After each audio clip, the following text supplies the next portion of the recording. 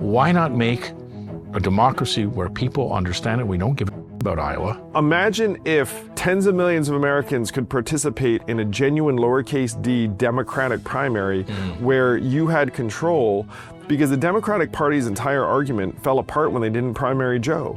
It's like, we believe in democracy, except when it comes to choosing our candidate. Some voters have expressed concern about President Biden's age and his ability to keep focused. Now, 49% of Americans self-identify as independents. That's interesting. Imagine if I were to raise my hand and say, hey guys, I'm running for president, human-centered economy. Mark Cuban decides, you know what, I'm gonna run too.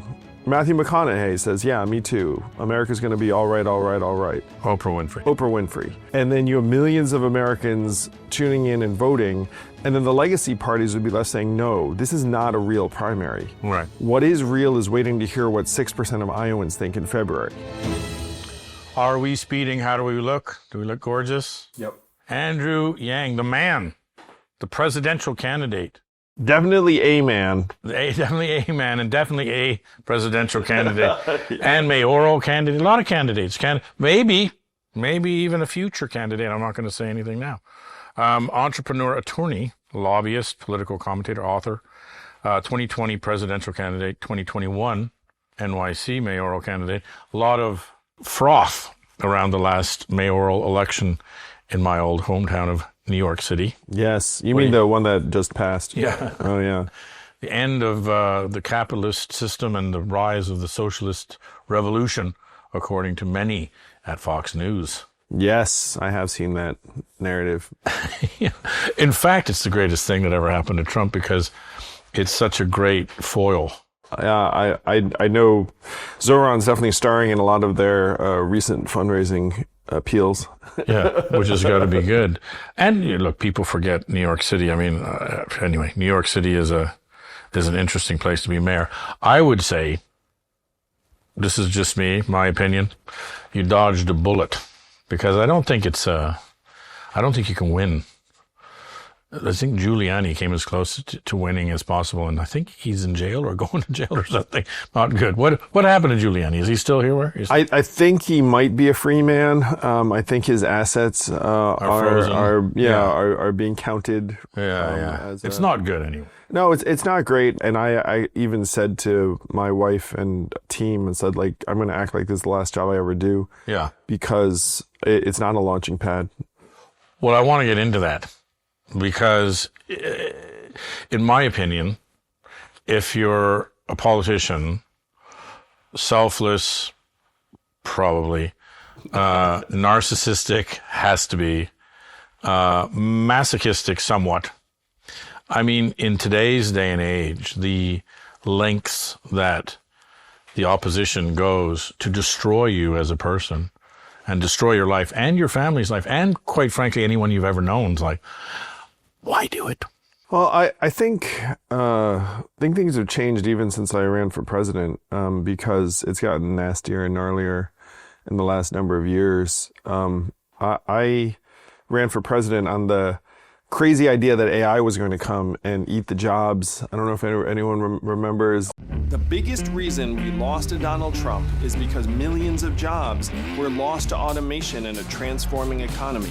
I'm the only candidate who built a nonprofit that's created thousands of jobs. Well, I've got it all. I've got it all here. Oh, good. Imagine being at a truck stop in Iowa making that case in 2019, which I very much did, and the truckers would look at me and think, well, this is a very interesting, interesting magical Asian man from the future, like coming to tell me about what's coming down the pike. But my enemy during that presidential primary was really just oblivion. It was like always try to seem viable and grow. And so there weren't that many incoming attacks until you become a threat or a front runner. Now, in the mayoral, I started out ahead, and so I was very much a subject to some of what you're describing.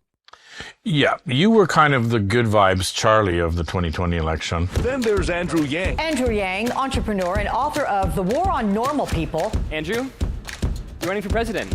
Yes, I am. So we're in the third or fourth inning of the greatest technological and economic shift in human history. I fell in love with you then, and so I haven't even gotten through the bona fides yet. We're still already into it. But you're the founder and CEO of Noble Mobile, founder and co-chair, along with Christine Todd Whitman of the Forward Party, which I want to get into. And you're a writer, The War on Normal People, and Forward, which is about political reform, which I liked. I want to get into you as a politician and where you sort of came to the fore, for me anyway. I used to hang out for a tiny little window with Larry Page, and I couldn't understand a lot of what he said. One, because he has a very faint voice, and the other is because he talks about things probably 10 to 15 years before anybody else starts thinking about them. And he was talking about universal basic income. And I was like, what are you talking about? Like, what are you talking about? And this is, I don't know. Yeah, what year was this? 10, 15 years ago. And in fact, he was talking about universal basic income. And he was talking about creating engineered cities or areas because of taxation and schools and hospitals and like really getting out there. And I was like, what does this have to do with technology? But because they're so far ahead on AI, and AI, I don't know if he told me, but maybe it was Elon said, the synthesis of AI is all human endeavor done by machines, right? That's the definition of it. So you're like, so to go back, a very astute and prescient young man called you a magical Asian man from the future, and which I wrote down because I love that. To people in Des Moines, you would seem like that, and today, I would say 95% of them are saying all the truck jobs are gone. I was talking about this in this chair, actually, someone was saying it's not going to happen. I said, you just proved to me it was going to happen because you said only 10% of the owner-operators it's all huge companies now. And if someone comes and says your insurance gets halved and you have no human cost or human error, it's a no-brainer. Yeah, all it takes is someone riding in a Waymo in Los Angeles one time, and then you'd be like, okay, now I see what's going to happen to the truckers. Because the truckers, by the way, if you look at the truckers too, you simultaneously have a shortage of truckers. Yeah. And so even if you were a humanist, you might still need robot trucks because you don't have enough folks to drive the loads. And then as soon as you have functional robot trucks, and you're like, I can save tens of billions of dollars a year if I automate this. The dollar amounts are so staggeringly high that I actually tried to cost this out in 2019, where I was like, could you just pave new highways just for the robot trucks for like the main arteries and actually still get paid back on that basis? And I found that you just about could. I mean, like the amount of freight that's crisscrossing this country, the number of truckers, I mean, it's the number one job in 29 states.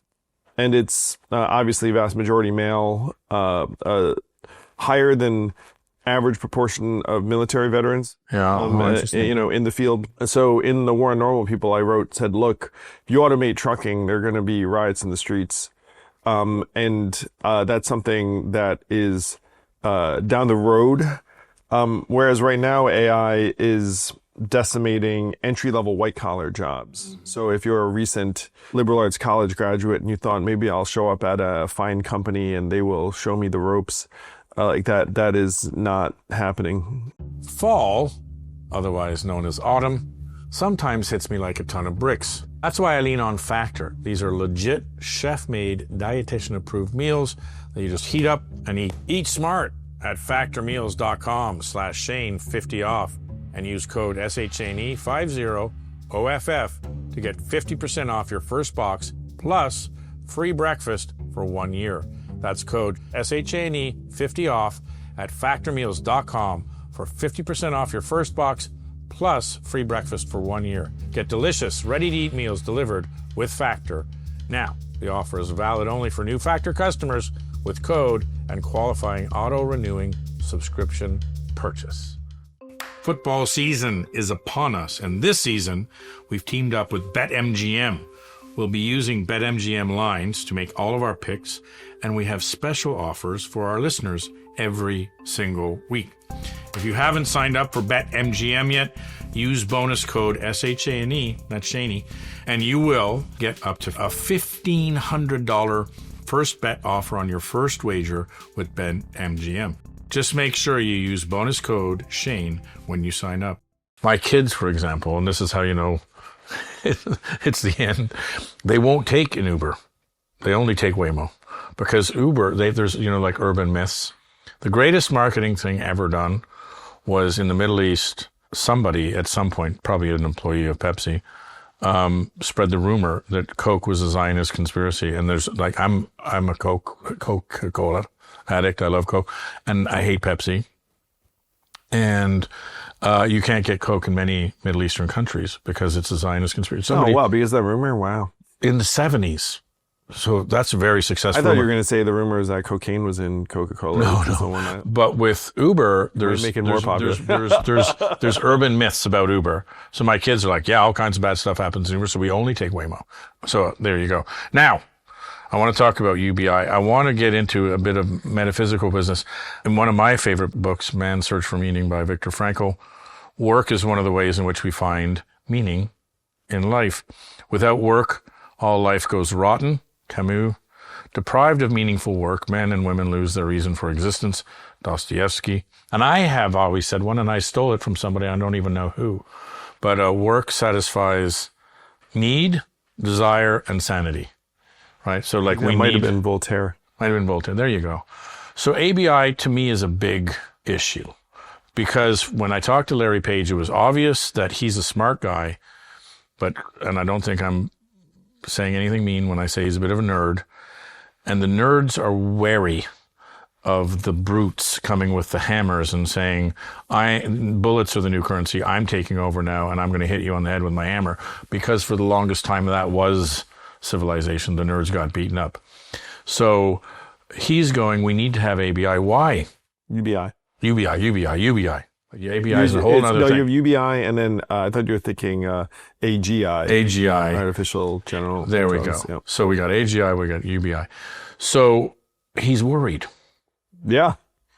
It's almost like he was a nerd who got picked on at one point. No, I'm kidding. I mean, by the way, I resemble that. I was a nerd who got picked on at one point. Well, Silicon Valley. They're all nerds who've been picked on.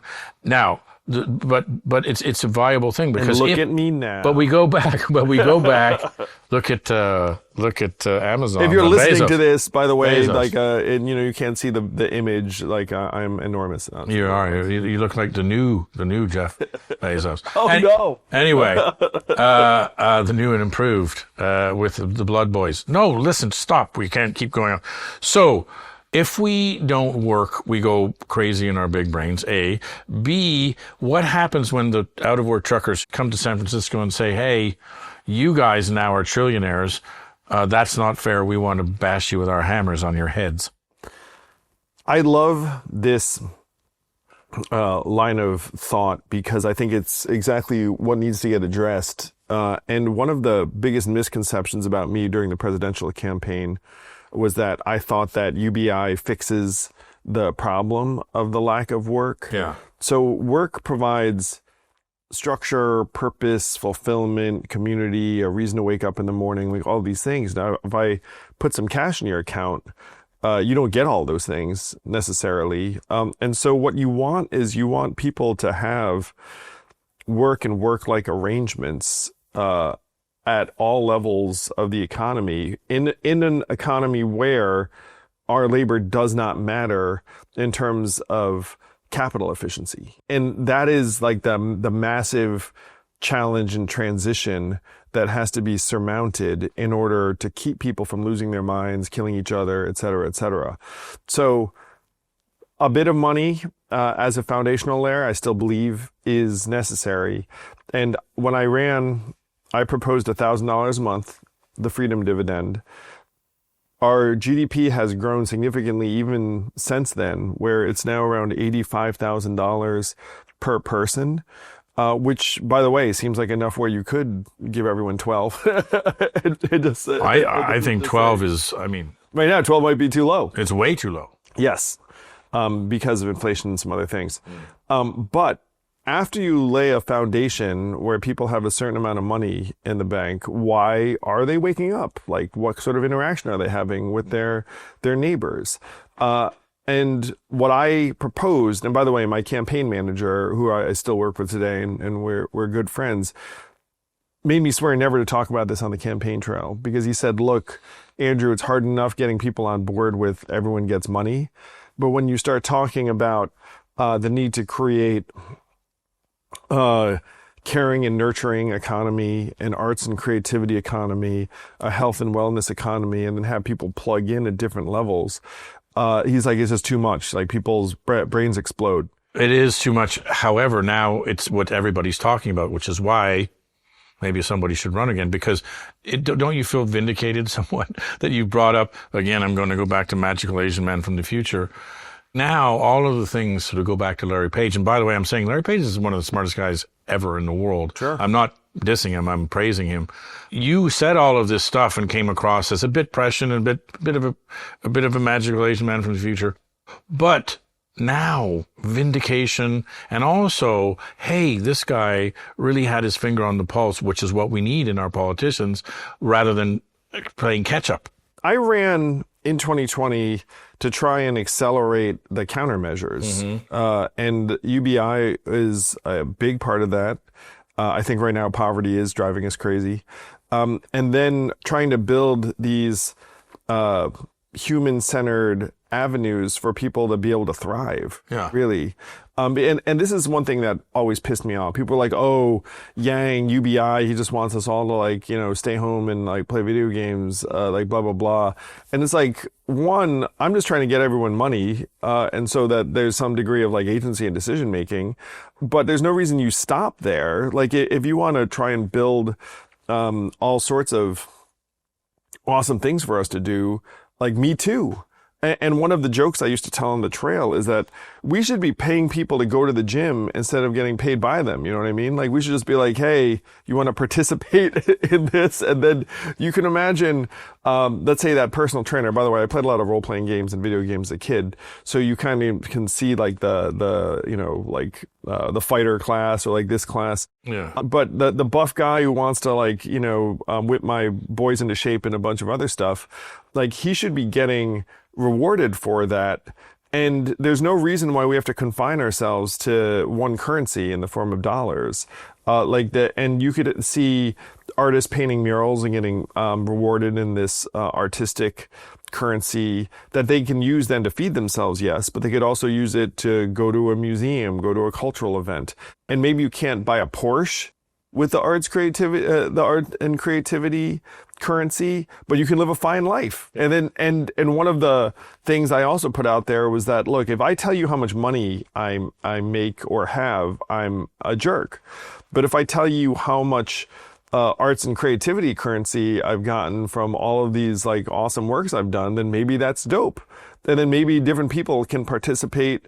So that's the vision, in my opinion, that becomes inevitable when you realize that AI is going to render a lot of labor obsolete. Yeah. See, I think it's all about the pitch. And the pitch is, for me, it starts with, let's say, truckers and cabs and assistants and copywriters and editing and, you know, all the things that AI is doing today, assistants, et cetera. And then it's going to go into everything else, medical science. I mean, everything you can possibly imagine, science, computers. When we look at where, you know, San Francisco, Silicon Valley, quantum with AI is going to create a whole new wealth sector that's going to be even more wealthy and even own more technology and more patents, et cetera. When I look at it, I say, okay, my kids are going to get out of school in a very, like a big question mark over the market for all employment, especially, like you said, a liberal arts degree, let's say, theoretically, which they'll get or not. Oh, by the way, it used to be like a computer science degree would be the most practical, but a lot of that stuff's going to get wiped out. It's being wiped out as we speak. So there's a huge question mark, and I have this discussion with other parents. I'm like, what's our kid even? And they, well, she's great at art, or, you know, she's great at this or sports or what have you. Why can't art be a thing? Because it's one of the things that AI theoretically, I mean, AI can do art, but let's say ceramics and whatever it is that they can do. And why isn't there? And so we can do it because we love it, not because I can't do it better. Yeah. Yes. So then it doesn't seem so crazy, because when you first come out and they say, I would give everyone money in America, that's socialist. You go even further and say, what about an art coefficient or a wellness coefficient, whatever? Yeah. Okay, that's utopian, which, by the way, I like utopian. It's better than dystopian. Well, so you have to try and drive towards utopia, or else you're going to wind up in this winner-take-all savagery.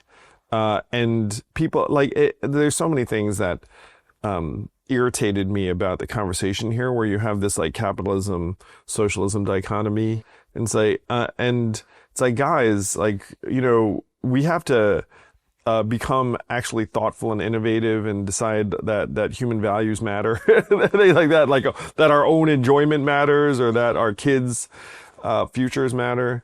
And this will probably get into political reform later.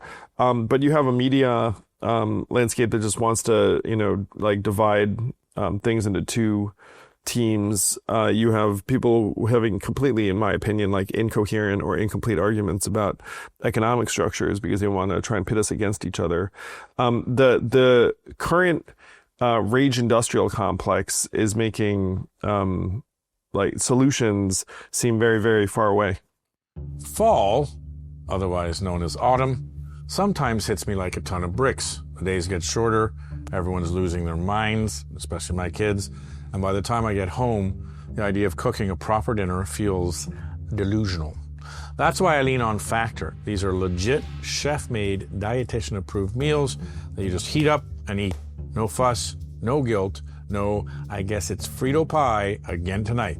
The menu's completely expanded, tons of variety, even premium seafood like salmon and shrimp at no extra cost. Eat smart at factormeals.com/Shane50 off and use code SHANE50OFF to get 50% off your first box plus free breakfast for 1 year.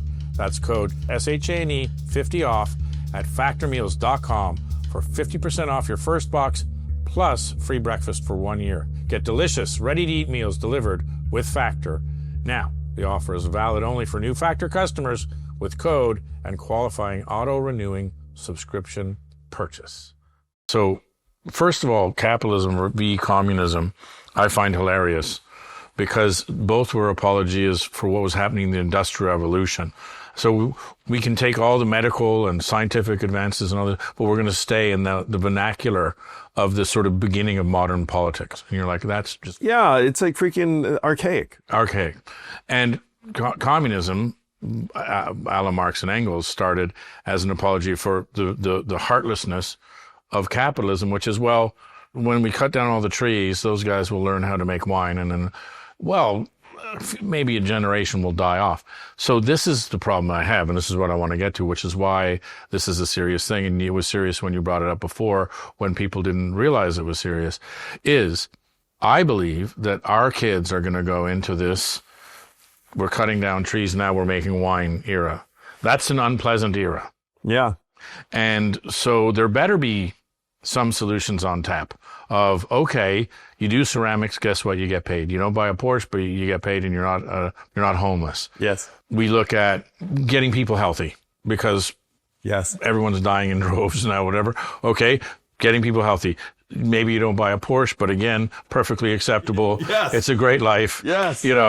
Okay, that seems to be, now maybe I'm wrong, that seems to be the zeitgeist for young people who are now the largest voting bloc. Baby boomers are dying off, not fast enough, but they are dying off. And now the largest, coefficient, I think would accept that in droves, no? Oh, yeah. I mean, if they were presented with a choice saying, hey, would you like to try and create this multi-faceted version of the economy, they'd be like, sign me up. Yeah. I'd be thrilled. So why not do it now instead of in the dark ages of 2020? Well, the issue is that, so I'll use 2024 as an example. Like, what was the choice? The choice was Biden and Kamala versus Trump. And so let's say young people would choose like the human-centered economy, like that's not going to be on offer. And then if you were to try and propose it right now, your choices would be threefold. Number one, I'm going to propose it as a Democrat. Number two, I'm going to propose it as a Republican, which I'm going to suggest that probably wouldn't work so well. Who knows? Maybe. I mean, knows? you might have to change the language. The idea is like probably very appealing, and I talked to a lot of Trump voters who are open. And then the number three is as an independent. And right now, what you have to reckon with is that our current political system does not want to do anything that's ambitious, expensive, or creative that's going to improve the quality of life for the average American, and that you have to somehow make it happen through either one of the two major parties or as an independent through a new political movement. And when I sized this up and did the numbers, and there was some math involved, and thank you for reading forward, I concluded that the best path was the independent political movement path, and so that's the path that I have been proposing, and I'm continuously trying to draft like the Mark Cubans or the other figures, being like, hey guys, if you want to run, and Mark has definitely kicked the tires on a run, or if I were to want to run, I have run in a Democratic primary. You saw, and people have different opinions about it, but like RFK tried to run in the Democratic primary against Joe Biden, and they essentially canceled the primary, and then he ran as an independent, and he ended up endorsing Trump. And so you kind of know that the parties aren't going to play it straight, particularly in this version of the Democratic, the Democratic Party. Right now they're trying to figure out, like their process and their nominee. Yeah, they're trying to figure out the future. I think, look, Trump won the election. I also think the Democrats lost the election. And part of the reason is they didn't build their bench. They didn't adopt. They didn't have an effing primary. Like if they'd primaried Joe Biden in 2024 in the winter when Dean Phillips, and by the way, where was I? I was standing next to Dean Phillips in New Hampshire being like, hey guys, let's have a primary, because it's totally predictable that running an 81-year-old incumbent is just going to toss the White House back. And so the Democratic Party is right now, they're like hiring consultants to learn how to talk to men and a bunch of other like not great stuff. I mean, they're sort of rebuilding from the wilderness. Meanwhile, their brand is deeply underwater. Last I checked, it had maybe a 30% approval rating. So Shane, I say all this to say I'm the same human being who wants awesome things for Americans, and I'm willing to do anything on the table to try and get us there. At the same time, like now, because I consider myself like a learner, like you'd look up and say, okay, how does it work to either overcome or within America's two-party system? I studied politics. I came from Canada, and I was like, well, it's a two-party system. First of all, it's a republic. Secondly, it's two-party system. It's not a democracy. It's a republic, and it's a two-party system. Electoral college, et cetera, et cetera. Now, let's go on from that, because the Democratic Party was the party of, and this is what Biden was good at, is he was a good political whip. He was the Frank Underwood of the Democratic Party. He was a political machinist. The Democratic Party is very good as a machine, as getting out there and getting into like local neighborhoods and drumming up to people and going door to door and all that stuff. Republicans are great at gerrymandering the counties. Democrats are great at gerrymandering the cities. And if you look at the American political map, every county nearly is red and every city nearly is blue.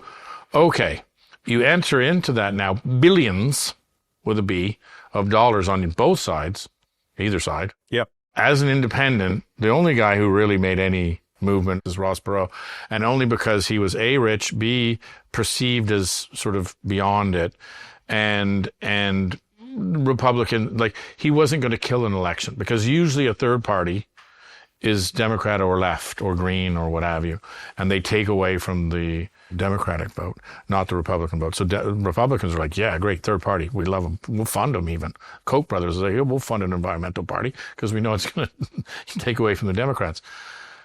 Now Ross Perot was sort of took away from both. it still didn't work. The whole system is biased against you. Why wouldn't you just say, I'm the savior of the Democratic Party, which you could be? Well, again, open to anything. But I do want to break down the Ross Perot comparison. Do it. So Ross Perot got 19% of the vote in 1992, a point when 25% of Americans self-identified as independent. Oh, okay. Today, also, voting numbers are a lot less. the parties were stronger. Like, people thought it worked. Now, 49% of Americans self-identify as independents. That's interesting. 2/3 of young people hate both parties. And so if you had a figure, and by the way, the third party candidate vote tends to veer towards zero as soon as people think, oh, I'm going to waste my vote. But then if you can get escape velocity, now the ceiling is theoretically much, much higher, like easily 38 or 40%, and you don't need 51%, obviously, if there are three candidates. And big picture, too, and you know this, I mean, from everything you've done, institutions are getting weaker. Legacy media getting much weaker. Parties getting less and less popular. But richer. The machinery you speak of is less and less trusted. Yes. And so, and I will even lay out the mechanics that I've laid down in other environments. Imagine if I were to raise my hand and say, hey guys, I'm running for president, human-centered economy, independent, forward, primary. Mark Cuban decides, you know what, I'm going to run too, because I can run as an independent and I don't need to go through like a weird Democratic gauntlet and the rest of it. And then Matthew McConaughey says, yeah, me too. America's going to be all right, all right, all right. And then Adam Kinzinger and Justin Amash and Liz Cheney. Oprah Winfrey. And then this Oprah Winfrey. Yeah. And then this independent primary has its own debates and forums, but then you're able to participate on your smartphone, saying like, I like Yang, I like Cuban, I like Oprah. Yeah. And then you have millions of Americans tuning in and voting. And then the legacy parties would be left saying, no, this is not a real primary. Right. What is real is waiting to hear what 6% of Iowans think in February. And then most Americans, including, by the way, if you're in California, when's the last time you had any input on a presidential primary? Imagine if tens of millions of Americans could participate in a genuine lowercase d Democratic primary where you had control, and let's say someone emerged who was not your chosen person, you would still be like, look, let's say Cuban wins and you're a Yang person. Then they'll be like, well, Yang will be in the cabinet. He'll get to roll out the anti-poverty, human-centered economy under President Cuban. You wind up with this entire squadron of folks that you know are not beholden to the machinery, not beholden to either party. A lot of folks who voted for Trump supported me because they just hate the establishment. And so if you had this crew, you could get escape velocity. And by the way, you'd be giving lowercase d democracy back to the people, because the Democratic Party's entire argument fell apart when they didn't primary Joe. It's like, we believe in democracy, except when it comes to choosing our candidate, let's just prop up the incumbent. And then Dean Phillips gave his career.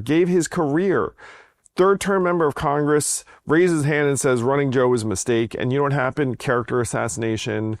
Like, he's a malignant narcissist. He's like, I'm a malignant narcissist. I'm like freaking trying to do what's right for the country here. And then Joe ends up dropping out 5 months later after he hits the bet against Trump in that debate. And then no one goes back and be like, oh, shit, Dean, you were right. We were wrong. Let's give you your political career back. Well, that I'd like to get into, because I think that debate was the end of the when Obama was elected. I remember very, very smart people and big political, you-know-wonks saying there might never be a Republican president again because of Gen Z, because of the demographics and everything else. Yeah, I remember that. Demographics, and like that's it for the Republican Party, and they were in real trouble. It looks the other way now because of a series of calamities, that debate being the most obvious. Now, what if we go a little bit more radical? Because I like what you're saying, and the fact that we have to say small d democracy. This is not a democracy, A. B, what you're saying is let's make it a democracy, which I think is funny that you're just going to be met with avalanches of people saying, well, go to hell, you bastard.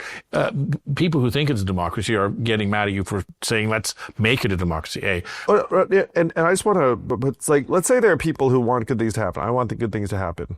And I chose to do it within the Democratic Party.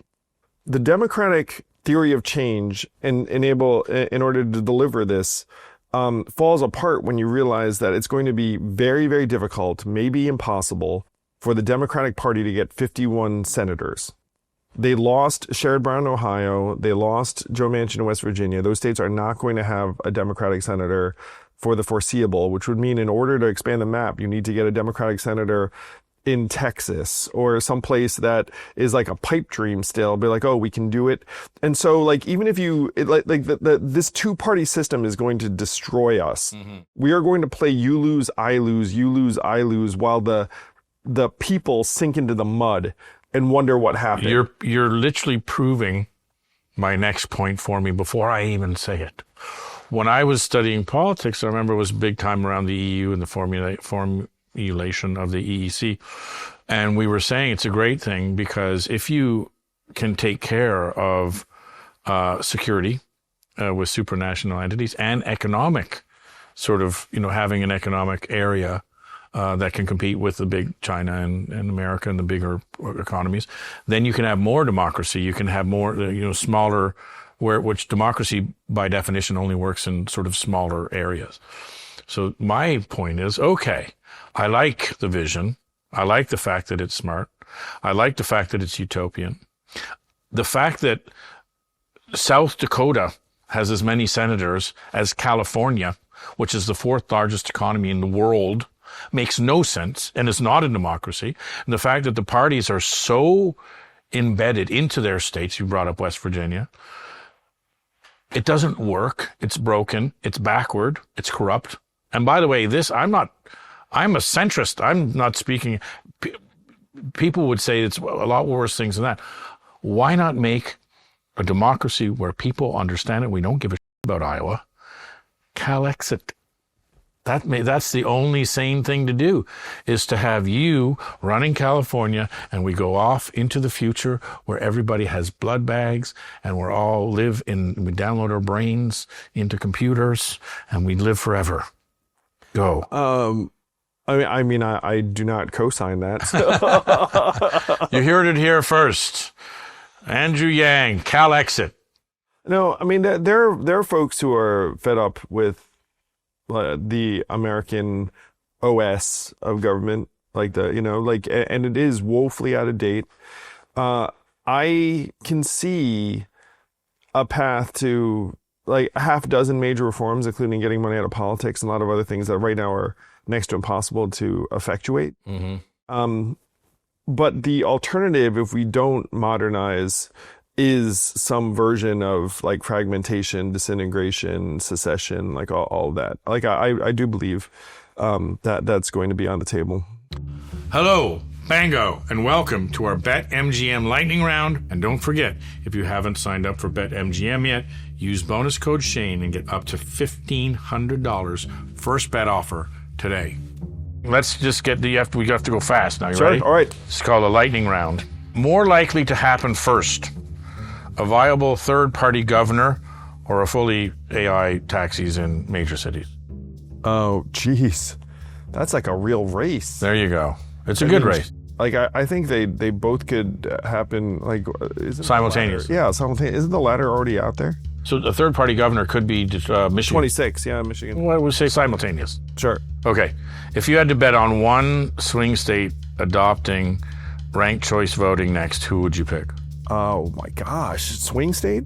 I'm going to give it to Michigan because the independent governor will just be like, hey, guys, let's do this different. If you had to wager on which billionaire runs for office next, who's your pick? Mark Cuban. Okay, there you go. Good one. Which comes first, an AI making legally binding judicial recommendations or U.S. adopting a national 4-day work week? Wow. I really wish it was the 4-day work week, but I'm going to say AI adopting. I agree. We should have a 4-day work week, but it ain't going to happen anytime soon because if for no other reason than we made fun of France for so long, we can't adopt it ourselves. Okay, hedge play. More dangerous long-term to democracy, dark money or algorithmic manipulation? Algorithmic manipulation. Oof. Yeah. And he comes from Silicon Valley, folks. Yeah. But dark money's right up there too. So, it was close. Last one. Does the U.S. have a third-party president in your lifetime? Oh my gosh, yes. My lifetime. Geez, I thought you were going to have a more aggressive timeline than that, and I still probably would have said yes. So 100% yes. In my lifetime, there's going to be an independent president. You might even be looking at There you go. Or am I kidding? All right. Well, Like, let's move forward. If you have California with this new AI springboard and then quantum right behind it, you literally have California and Californian companies going against nation states and perhaps winning. some of them are already nation state scale in terms of reach or economics. Yes. So you're going to have a political system, to go back to our point, that is still back in the Industrial Revolution era. Yep. When you're on the quantum revolution era. Yeah. So that doesn't work. It doesn't work well, No. to your point. And I'm sure the people who are heading the AI and quantum companies will balk at anyone coming and saying that, they know it's best when they are back in 20th century land. Right. True. And everything else. Yeah, we're in for a very, very rocky time. And I want to say it goes back to the original Larry Page or you question. It's like, do the brutes eventually turn on the nerds? And here's the truth of it. Like, I'm a man. People might notice you're a man. It's like the first victim of male dysfunction is the man himself. It's like most men are not going to go and try and find like the, alphabet office and kill someone. They're going to quietly kill themselves in their homes. They're going to drink themselves to deaths. They're going to, do something tragic and irreversible in the dark of night. And by the way, that is already happening. Yes. A lot of the political violence we're seeing, in my opinion, is like murder-suicide. It's like, I don't see a reason to live. I'm going to kill myself. And hey, I'm going to take this person who, I think is somehow related to my anger with me. So there's just a lot of self-destruction. And does the self-destruction eventually find external targets? Yeah, increasingly, more and more. I would agree. On a global scale, you can see it, because if you look at the poorest countries, especially the poorest and least educated, where we're going to interpret, let's say, the Bible, the Quran, whatever, for you, that's when you have a lot of people who don't have a kick at the can. They don't have access to capital. They don't have quantum computing. They don't have AI. They have a Kalashnikov and they eat sand. And you're like, okay, those people are angry and they're disenfranchised and in a lot of cases starving. And so I'm going to come get what I can because I want to live. When I was a young punk kid, we would go kick in the front window of a store to take food because we were starving. And you're like, okay, if you have nothing, you've got nothing to lose. And this is something that does make me sad. A lot of things make me sad about the last number of years. But when I ran for president in 2019, 2020, there were a lot of very, very prominent Silicon Valley figures who were like, yeah, like UBI, Yang, let's do it. And now, fast forward, you don't hear a lot of them throwing down, despite the fact that in many cases their companies have become much more valuable and like their personal wealth has gone up. That they've instead many of them have decided to abdicate this sense of moral obligation to the society at large. And that makes me very, very sad. I hope we can come back from that. It's so much work and it's such a big question mark, and revolutions have a way of not ending up the way you think they're going to end up. And so I think people are like, you know what? my life's fine. And when their kids can't get jobs and there is no real social net in America, even though we pay for one, and there aren't a lot of channels to let off the steam of my kids can't get work and they have nothing to lose. And by the way, everything's changing and we don't know where it's going and we don't have a plan for where it's going because our politics are mired in the 1800s. Yeah. Then I worry. The reason why I want to have this discussion is because if we can sort of get this out in the zeitgeist, out in the social consciousness, and people thinking about it, and people thinking about the kind of type of things you're doing and thinking about and have for quite some time, then at least people will plan and people will go forward and people have some Do it, yes. Human-centered economy, let's go. That's it.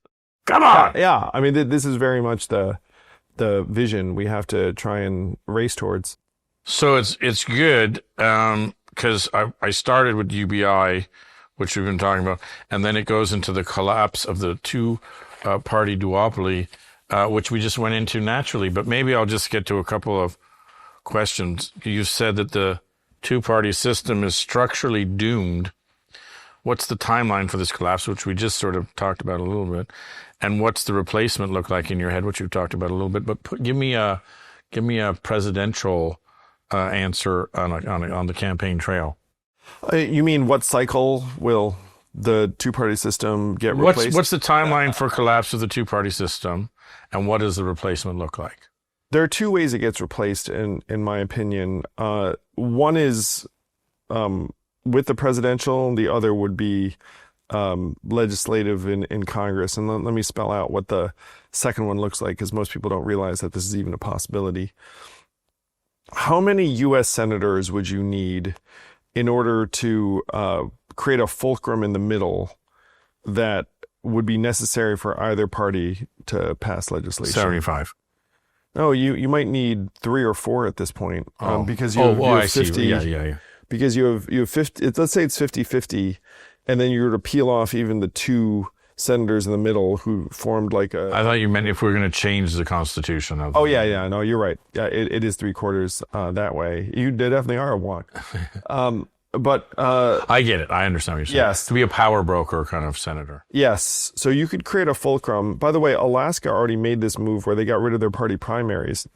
And Lisa Murkowski voted to impeach Trump, was up for re-election. He even came to Alaska. Trump came to Alaska on a revenge tour saying, Murkowski is a rhino. Let's replace her with my hand-picked candidate. And she fought off this Trumpian challenge because there was no Republican primary to go through. In a Republican primary, Lisa loses.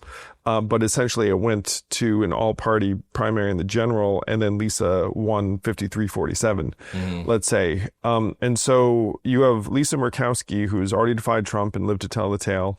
And she'd be one of this fulcrum, and you might need another, like a Dan Osborne in Nebraska, who got 50% against Deb Fischer in 2024, and the Republicans had to spend $13 million saying he's actually a secret Democrat to get him down to 47 so that their incumbent senator would win. And that's in a deep red state, Nebraska. So all you need is an independent to break through in 1 or 2 of these states. And you could wind up with a fulcrum in the U.S. Senate. Well, that's interesting. That's independent and is like, hey, we are not of either party. We sit here and we're going to do things a bit differently. It's the dysfunction of the two-party system in that the Republicans now, and Democrats say, we're not going to give you 1 vote. If you put up something, you're not getting 1 of our votes. So to have that power brokerage of 3 to 5 senators, yes, would be like, okay, you want my vote? We want, let's say it's a green. We want more environmental stuff. Let's say it's, the People's Party or whatever it is. We want more, ceramics classes or whatever the hell it is. Yes. By the way, there's a candidate right now named Mike Duggan, who is the 3-term mayor of Detroit, wildly popular, 69% approval rating, Democrat, is now running for governor of Michigan. And he said 2 parties are the past, not the future. I'm going to run for governor as an independent. He turned in his Democratic Party badge. Wow. 150 black faith leaders in Detroit came out and endorsed him, said, look, we've worked with him for over a decade. He's the guy. he took Detroit from losing population and businesses to gaining both. Before he became mayor of Detroit, he was a hospital turnaround guy. So he just shows up and just tries to make things work better. He's right now the leading fundraiser of the three candidates in that gubernatorial race. So you could have an independent governor of a very, very important swing state next year in 2026. So there are all of these flare-ups now from outside the two-party system that Forward, by the way, is the glue for in many cases. We are right now, I'm sitting before you, the co-founder and co-chair of the third biggest political party in the country by resources, which is saying very little. It just means that we're better at fundraising than the Greens or the Libertarians, which is a pretty low bar. Yeah. But could we get to, we have 64 aligned electeds right now. Could we get to 600? Could we get to thousands in a country where you have 515,000 local elected officials, 10% unfilled, 70% uncontested? So there's a massive opportunity to just keep on putting points on the board and grow as a third party. That said, the national press and everyone else, except for you, because I'm in this chair, would ignore this army of local officials who raised their hands, mayors and whoever else said, look, like, we're not Democrats or Republicans, we're this other thing. They would be ignored because the two parties fundamentally don't care about what's going on in those communities. What they care about is the money and power that's consolidated in DC. So that's where you wind up with like a fulcrum in the Senate and then eventually the presidential. So the presidential is the other way that this evolves. But in my mind, the two-party system is going to end up changing sometime in the next 12 years, either in a positive, more modern, representative way, or in a very bleak, negative, authoritarian way. Agree. So let's have a call to action. You know, a lot is made out of Joe Rogan, who I love, being bigger than all the networks combined. Joe should freaking moderate the independent there debate. There you go. I agree. I'm making a call out to all podcasters. Let's put people, democracy, and sanity first. Let's have smart people come on our podcast. We're bigger than mainstream media, and the people we should have on are the people who should not be in either party, but in the new party and look towards the future. So yes, a call out to all podcasters out there. Let's change things with our newfound power, shall we? Okay. In this vein, can you please explain how structural incentives, not ideology, is sort of breaking our system? I gave a TED Talk on this last year. It was the number 7 TED Talk of the year. Well, I didn't even know that, and I had it as my thing. So that's a softball, we call those. Oh, yeah. So the issue is that we have these party primaries in which approximately 11% of people vote. And 90% of congressional districts are non-competitive in the general, so you know who's going to win. And most people watching this or listening to this know which party is going to represent them in Congress. And so if you are an office holder, in theory, your incentive is to make 51% of the people you represent happy. That's not the reality at all. The actual reality is you need to keep the 11% of primary voters off your back. And those 11% tend to be either self-interested in some way or ideologically non-mainstream or have like a particular isolated agenda item that they say, like, look, I'm a one-issue voter on. And then if you're the office holder, it's like, okay, I just got to keep you guys happy. Because you know the biggest threat that you can level against someone in DC? We're going to primary you. You know, why? Because they know, by the way, this is what happened to Dean Phillips. So Dean Phillips went against Joe Biden, and then the DNC's like, there's a challenger in Dean's congressional district that we are all going to back. Like, that's essentially the excommunication of a sitting member from the party, that the party comes together and says, now, the other party, irrelevant in 90% of these districts. Right. Like, if you were to go to, and this just jumped in my head, but it was like Nancy Pelosi, the Republicans were like, we're going to challenge you in your district, Nancy Pelosi. She's just like waste the time and money, be my guest. Proper. It's like San Francisco proper. It'd be like, it's a waste of time. By the way, it's a waste of time in 9 out of 10 of these districts. Like the other party is not a threat to 90% of congressional office holders. That's interesting. So the incentive problem is that I just get dragged toward whatever the primary voters in my own party care about, and what the party bosses who control the machinery and whether I have a funded challenger tell me. Like, what happens to the general public is irrelevant to whether I retain office. And I have proof for you as the math guy. What is the approval rating of Congress as we're here together right now? Not high. It was 17% when I looked last. I think it might be a little lower now. What's the re-election rate for incumbent members? 80%. 94. So my joke. I picked a bad number. No, I know. It's insane, right? Yeah. You anchored it high and it was higher still. Yeah. So my joke was, as someone who has run a business and is now running a business, imagine a business that had 17% approval and then change nothing. Yeah. Like, you would want to destroy that business, because it'd be like a store that, like, actively like throws things at you or something. You'd be like, oh, the store must not exist, but then the store's like, can't do anything about it because. But if I'm a young person, I know the system's broken. I mean, it's obviously broken. I mean, in the 50s and 60s, maybe the 70s, okay, we still believe, maybe the 80s. And now you're like, okay, we know it's broken, but it just seems so broken. Like, I think, I forget who said it, but the American government is set up to do nothing and do it very slowly. And I think we're seeing that. And when I talked to Obama, President Obama at the time, about his greatest fears, he was like, our institutions are decaying and our democratic institutions are being overrun, and they weathered us through a lot of storms. And he said, a lot of times we think we know what's going to happen in the future, and it never turns out that way. So that was sort of scary. But to go back to positivity, I think the two-party system should be broken. I think it's wrong. I don't think it's democratic. I think we should be the leading light for all democracies around the world. And to do that, you need to be a democracy, would be rule number one.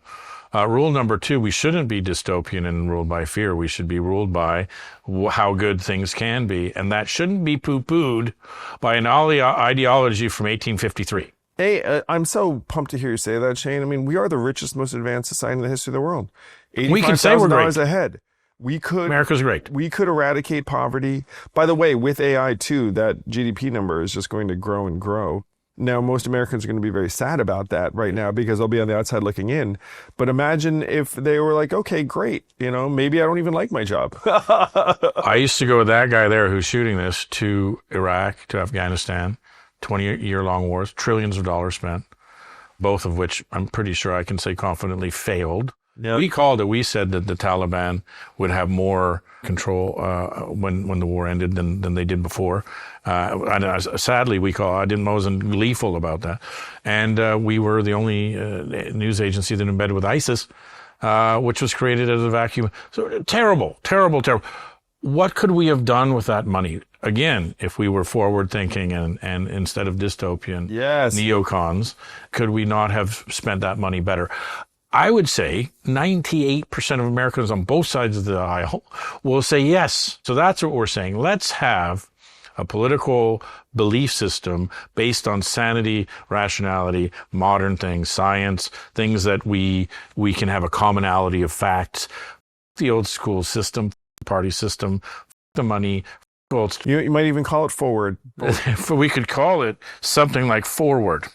Yes, not left or right, but forward. Forward. Which is where we should be heading. Instead, one of my jokes.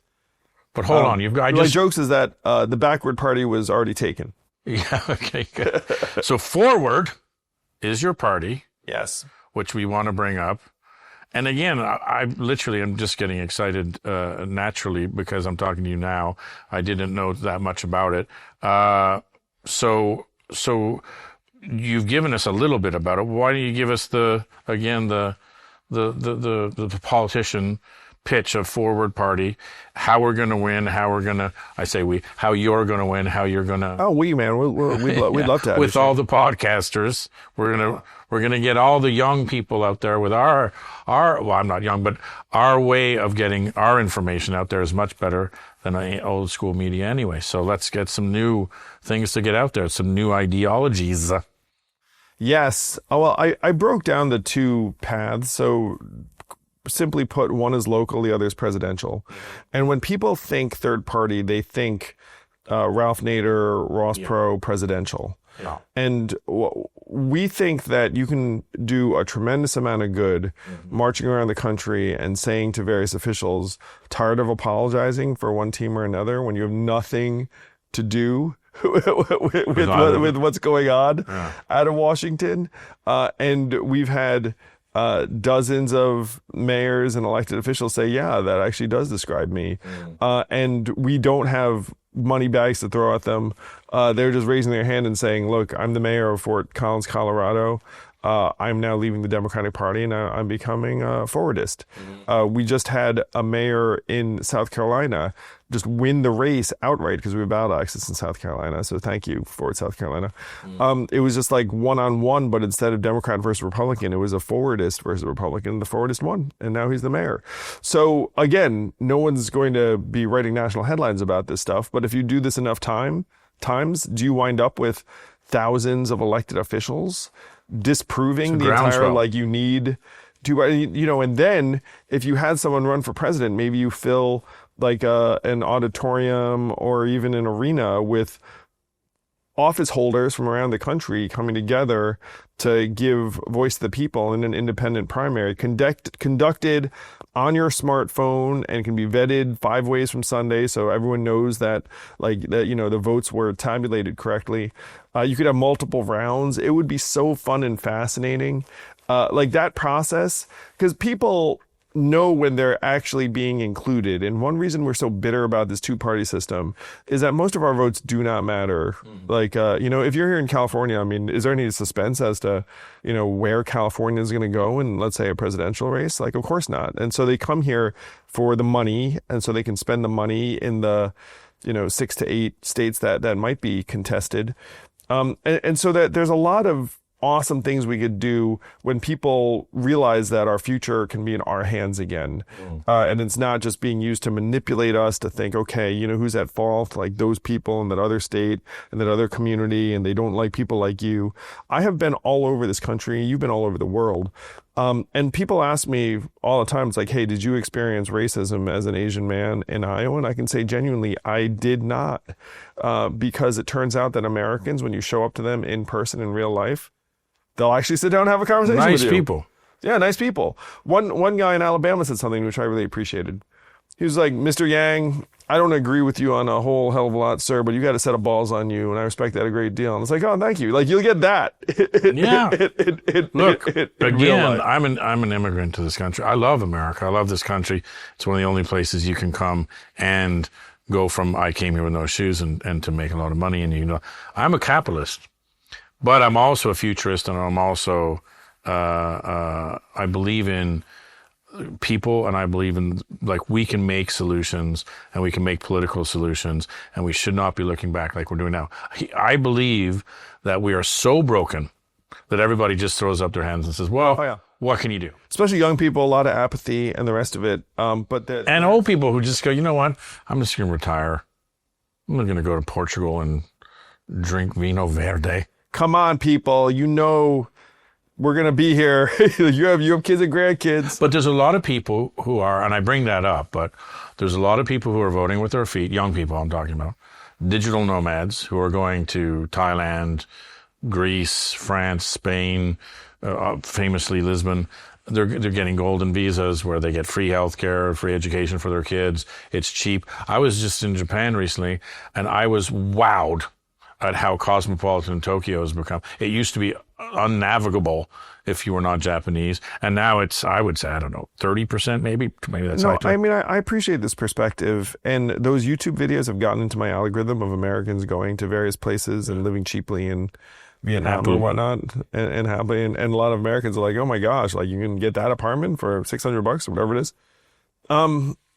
America has a lot of work to do to be the compelling destination it was when my parents were choosing to immigrate here. I love this country as well, and I have been given many, many blessings as a result of being born here. I'm grateful my parents immigrated here, but would today's version of my parents feel the same way? I mean, like, that's the kind of thing we have to try and make sure stands the test of time. Yeah, I agree. It has to be a beacon and not a whatever the opposite of a beacon is, a mail to fist. Okay, I want to get on to what are the underlying things that are pushing the forward party forward, and let's say democracy. A lot of problems, and we brought up some of them, mental health being one of them, meaning, jobs. These are all massive political questions now, as well as societal questions that are not getting, as you have brought up, and rightly so, their due course in mainstream media and or politics. Yeah. So how do we put these massive societal questions into the political fore? I'm an advisor to something called the Good Life movement that is trying to make mental health issues part of the public policy conversation, which is extraordinarily wholesome. So if anyone wants to check out the Good Life movement, please do so. And what do you think about RFK and his whole, he's trying to do that too? Well, Good Life movements focus specifically on mental health issues. I think RFK was a bit broader around different types of, contaminants or ingredients in food and some other things. But just what are your thoughts? Because, I mean, I don't know. I mean, that's one thing about him. I study politics, and some things you're like, yeah, I don't want cancer in my food, and other things on the vaccines you're like, well, I don't, and I don't know if he's being, maligned and painted to be a kook, or if he is a kook, or he's one of the most interesting guys in politics because you can't really pin it down. It's like, are there aliens here or aren't there, kind of thing. I mean, certainly I think most Americans agree with many of the things that RFK championed and argued for. I mean, like, are there problems in the food that our kids eat? 100%. Like, and as a parent, it's like, do you want someone trying to make changes on that level? So I think these nascent movements are very powerful and can make change quicker than most imagine. So the Good Life movement, Forward Party, is the political reform independent movement. And thank you for joining, Shane. Very grateful. I'm working on a problem, and I'm not sure if you're going to ask questions, but it is it relates to mental health. Yeah. So it's like, why are we miserable? And I think a lot of us are miserable because of what my comedian friend Hassan Minhaj calls our rectangles of sadness. And it's this guy. It's like this guy is making us polarized, inflamed, fearful of our neighbors. And what I say to folks is like, look, chances are your neighbor did not come and scream in your face today, but you might imagine that there's someone screaming in your face because someone screamed on you online, or you saw someone screaming at another person online. And a lot of it is from this guy. So how do you reduce polarization? One way to reduce polarization is political reform and primary reform and these things that I'm very passionate about and working on. But another thing would be to get us to log off of our phones a bit more. And so I've started a company called Noble Mobile that pays you to use your phone less, and simultaneously will get your phone bills down about 50%. Because you probably gathered, Yang loves people to have money in their hands. I think that folks having enough money to live is actually great for your mental health. Have I been poor enough where it felt like the walls were closing in and I wasn't sure if I was going to make rent? Yes, I have been that poor. And did it actively damage my sense of well-being? 100%. It's like that's like that mindset of scarcity that so many Americans who are living month to month and paycheck to paycheck feel acutely. And so if I can save you money and get you to log off your phone, I think I'm doing a very, very significant amount of good to like get you looking up and being more optimistic so we can actually head towards solutions. And as a journalist, you'll appreciate this, especially because you've been around the world. The average American is spending $83 a month on their wireless. I was spending $150 a month on Verizon until recently, just for myself, one line. And I'm not even that unusual. And then when I left the country, Verizon would charge me $10 a day on a travel pass or whatnot. So what Noble does is Noble licenses from the T-Mobile network, and the maximum you can spend with us is $50 a month for unlimited data. But we will pay you up to $20 a month based upon the data you don't use. So every time you're doom scrolling and making yourself crazy, you're actually costing yourself money. And so then you feel like a chump. So what Noble Mobile will do is we'll put money in your pocket, and we'll put more money in your pocket if you put your phone down. It's like solar, you get money back if you don't use the energy. It is like that. Like we're trying to true it up to your actual consumption. And this is based loosely on my friend Mark Cuban's company Cost Plus Drugs, Right. where he bought generic drugs in bulk and then sells them to the public at a 15% markup. What we did is we licensed hundreds of millions of dollars of data from T-Mobile, and then we're making it bandwidth, and we're making it available to Americans at the lowest rate we can, and then returning the money to you. Wow. To go back where we started, you were probably seen as a utopian idealist, et cetera, when you ran for president. And a lot of people like myself have since come out of the pond and gone, hold on a second, that guy was really, he knew what he was might have been onto something. He might have been onto something. That crazy AI talk in 2019. And the more I in the podcast, like we had the head of Google Quantum here, we talk AI pretty much every pod. So we might seem to be two political wonks talking about some sort of esoteric theories. This is literally going to be pushed and foisted upon us by exterior pressures, i.e. AI, which is going to radically change the global workforce in ways we can't even imagine. Yes. So you were mocked. See how angry it makes me? For saying robots/AI would take our jobs. Now ChatGPT, I don't even have to say anymore. The ChatGPT says, yeah, maybe I am going to take some jobs. All the jobs. I mean, I shouldn't laugh because it's like it's real. So do we feel vindicated? Do we feel scared? And secondly, then that's an easy one. There's a widening gap between companies building AI and the government that's meant to regulate it. What's the most dangerous thing this gap is sort of hiding between the government trying to catch up to what's actually going on? No, Shane, I reflect on this every day because people come up to me on the street and say things like, oh man, you called it. We should have listened. Please run again. I get these things every day. That's what I say. And if you were a part of the Yang Gang, maybe even with me in Iowa in 2020, we really worked our hearts out. Like I was there grinding away. I went to Iowa 25 times. I did a 17-day bus tour, visited every county, everything else. And so we fell short, but I was like, look, man, I left it on the field. Mm-hmm. And so when people ask me now, it's like, oh, like, how do you feel? Generally speaking, I'm heartbroken for the American people that we're becoming increasingly immiserated and mistrustful and negative when we're capable of so much better and so much more. Where even through COVID, and this is probably going to inflame some people, but we spent $7 trillion as a society over that time, 85% of which did not go to human beings. It went into pipes and corporates and like shoring up balance sheets and the rest of it. $7 trillion. People mocked me for saying we should all get $1,000 a month. The cost of that is, let's say, $1.5 trillion a year or something like that. If you include like existing entitlements and everything else, $7 trillion in the form of like the COVID relief packages. And a lot of it was pork. And then people be like, oh, inflation, stimmy checks, whatever. It's like, look, the stimmy checks were like a tiny proportion of the money that went out. And so like we've just squandered the golden goose over and over again. And it hurts me.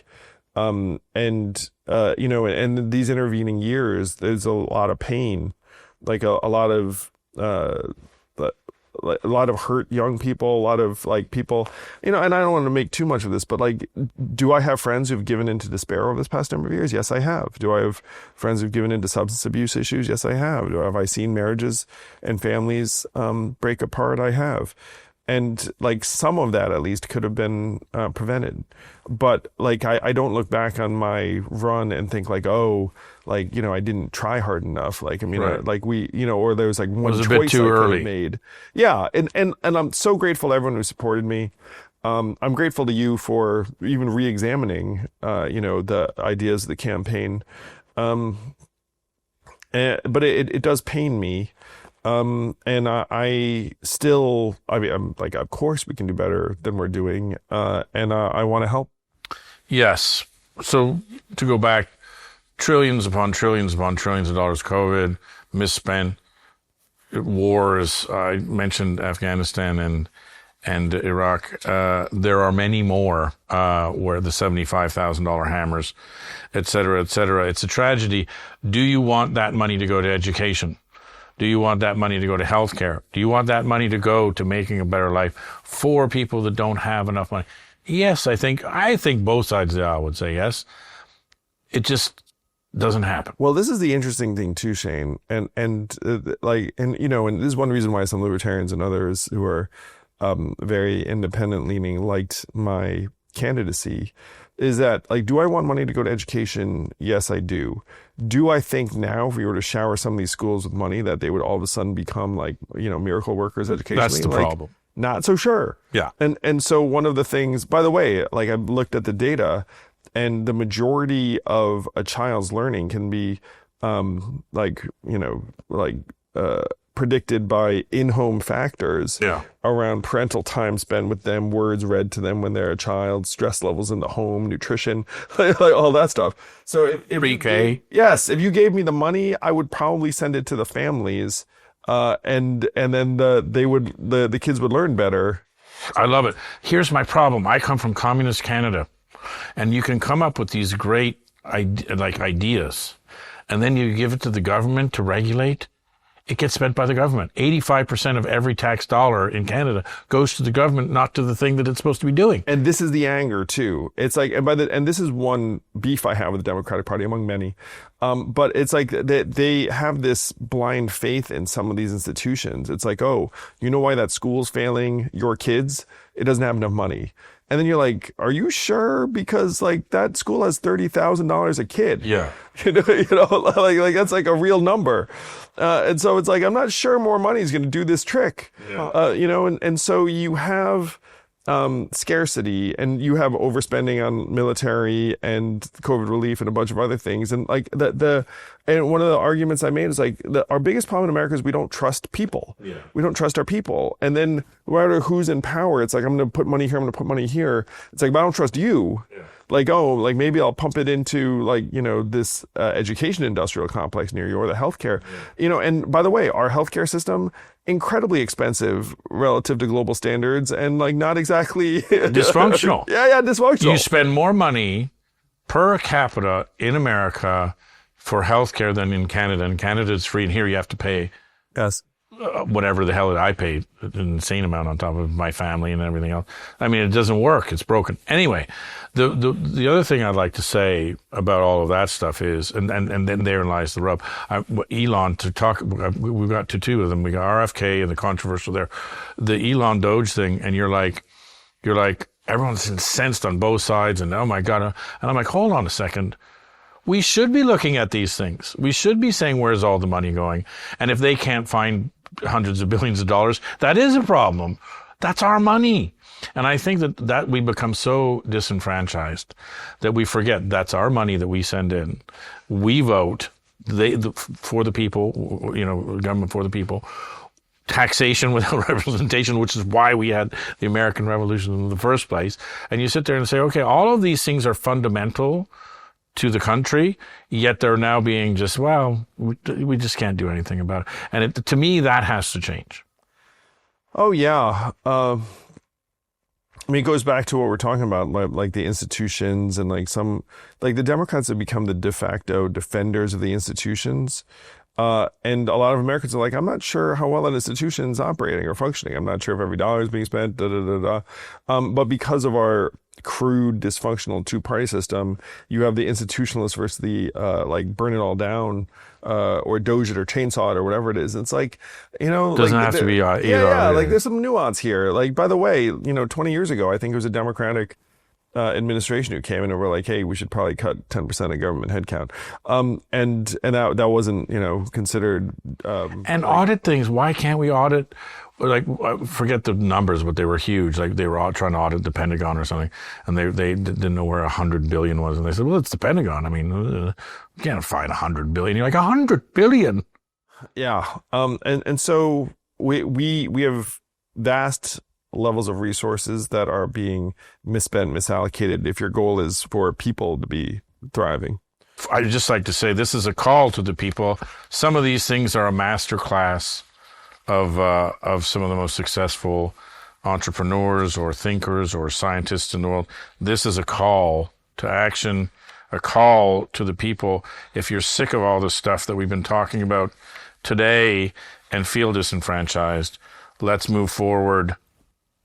Let's reform, let's change, and let's go out there and try stuff. Maybe it all doesn't work the first time around, but let's at least start to try. Let's take some swings to change things. And I'd like to thank you for coming.